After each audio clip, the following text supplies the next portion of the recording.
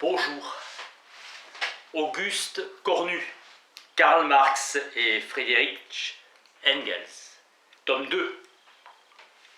Marx rejette la philosophie critique des jeunes hegéliens et se sépare d'eux. Engels quitte l'Allemagne pour l'Angleterre et s'éloigne du même groupe. Orientation nouvelle de leur pensée et de leur action.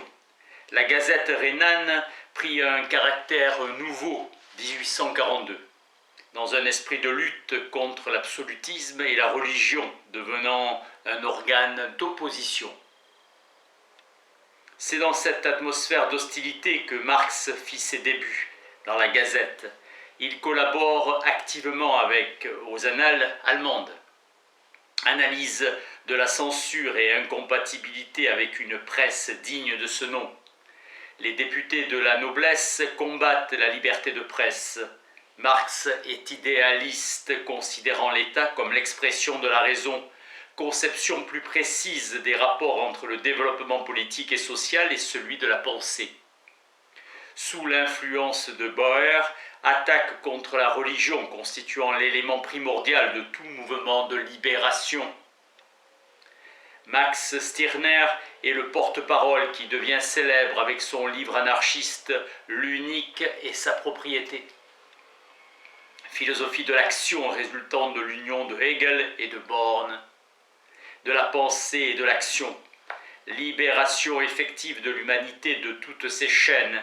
Engels, porté par ses aspirations démocratiques, veut transformer de manière effective les relations politiques et sociales. Ruge pense que la critique doit provoquer au moins sur le plan théorique une révolution totale. Intérêt croissant porté par Marx aux questions sociales. Il est convaincu que la solution est dans la réforme de l'État. Marx se place sur le terrain juridique dans la défense des pauvres gens, critique de la propriété privée dont il condamne les effets. Il pense que l'État doit garantir le droit en soi et non les intérêts privés. Le droit seul est immortel. L'État doit dire « je garantis le droit contre toute atteinte ». À l'expiration de son service militaire, Engels rencontre pour la première fois Marx, 1842. L'étude des questions économiques et sociales amène Marx à mieux se rendre compte de l'importance des faits économiques dans la constitution du droit. Marx songe à poursuivre en dehors de l'Allemagne son activité politique et littéraire. La Gazette rhénane disparut fièrement en affirmant dans son dernier numéro par un poème sa foi dans la cause de la liberté. Début d'une orientation nouvelle pour Marx, passage au communisme, effort d'unir plus étroitement la pensée à l'action. Marx s'exile, l'antipatriotisme domine sa pensée. Feuerbach, par une critique radicale de l'idéalisme, s'efforce d'unir la pensée à l'être, l'homme à la nature. Dans la religion, il se produit une intervention des rapports réels entre l'homme et Dieu. L'homme crée en Dieu en s'aliénant à lui les qualités éminentes de l'espèce humaine. Hegel avait essayé de réaliser la synthèse du rationnel et du réel dans l'idée concrète. Avec Hegel, l'histoire du monde se réduit au développement de la logique. Ce n'est pas l'idée qui doit constituer le fondement de la philosophie, mais l'être sensible, la nature et l'homme, considérés dans des rapports avec celle-ci. Feuerbach dégage une doctrine sociale, celle de l'humanisme. Le défaut de la religion est de séparer l'homme de la collectivité humaine. Il faut rendre à l'homme son être véritable et lui en donner conscience.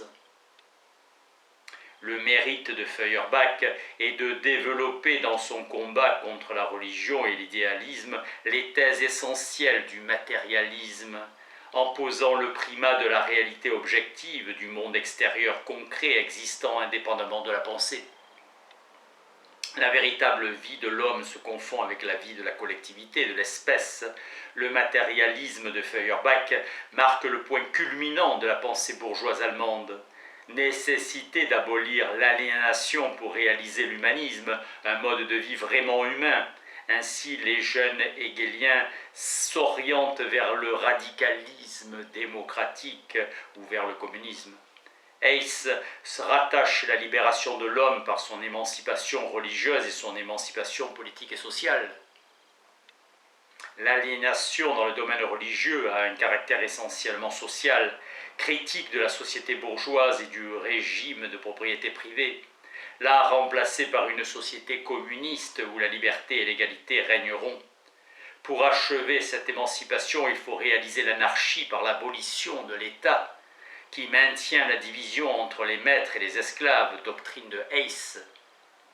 Proudhon entend renforcer les classes moyennes, aboutissant à un socialisme anarchisant. Le prolétariat constitue une nouvelle classe de gens qui se distinguent des pauvres, qui sont exclus du régime social. Exclusion de la propriété des prolétaires.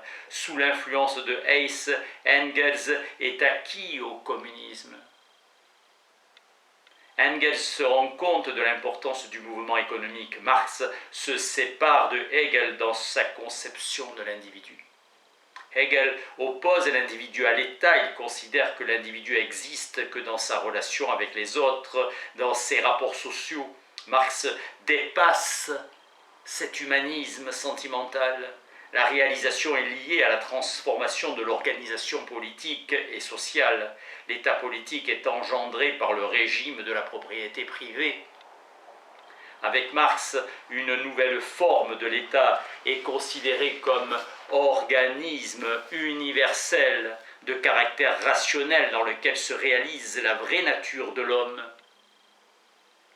La question essentielle étant la question sociale, Marx montre que le type achevé du despotisme se caractérise par le mépris de l'homme. Marx repousse tout dogmatisme et tout utopisme.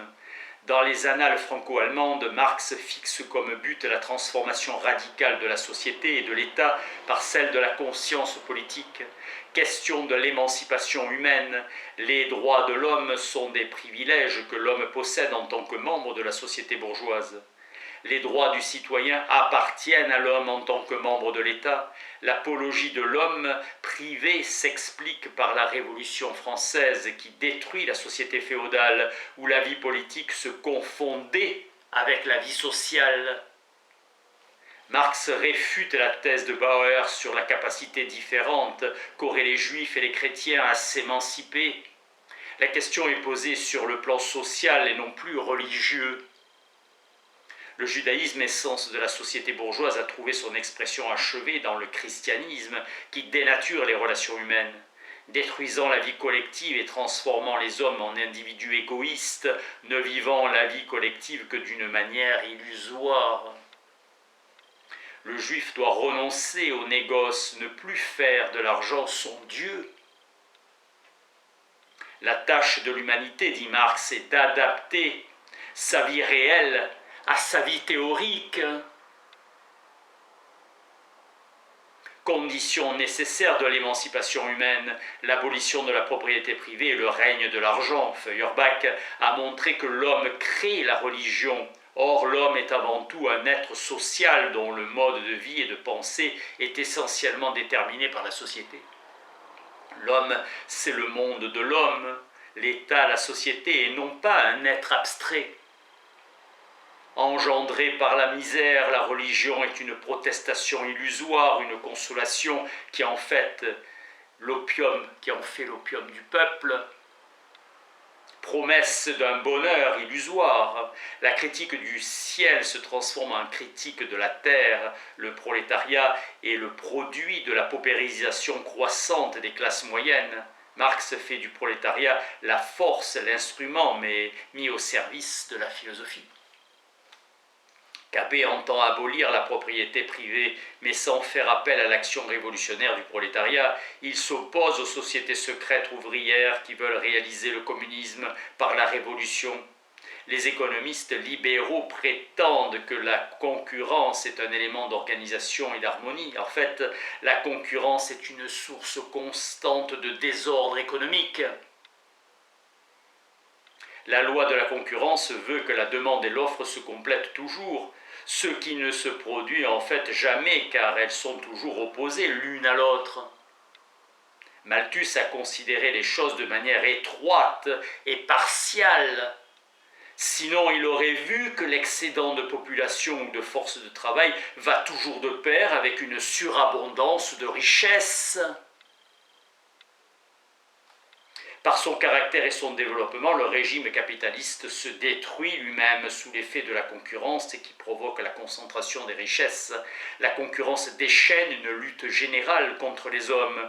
Le système capitaliste engendre une servitude générale et une immoralité croissante est condamnée à disparaître. Par des crises de plus en plus profondes, il sera détruit par une révolution sociale. Pour rendre à l'homme sa liberté et sa dignité, il faut supprimer la propriété privée et avec elle la concurrence et le profit. Fonder une organisation sociale collective fondée sur l'altruisme où le règne de l'argent sera remplacé par celui de l'amour. Feuerbach expose que la philosophie idéaliste a le même caractère que la religion. L'idée produit de l'esprit humain y devenant comme Dieu le sujet créateur et régulateur du monde.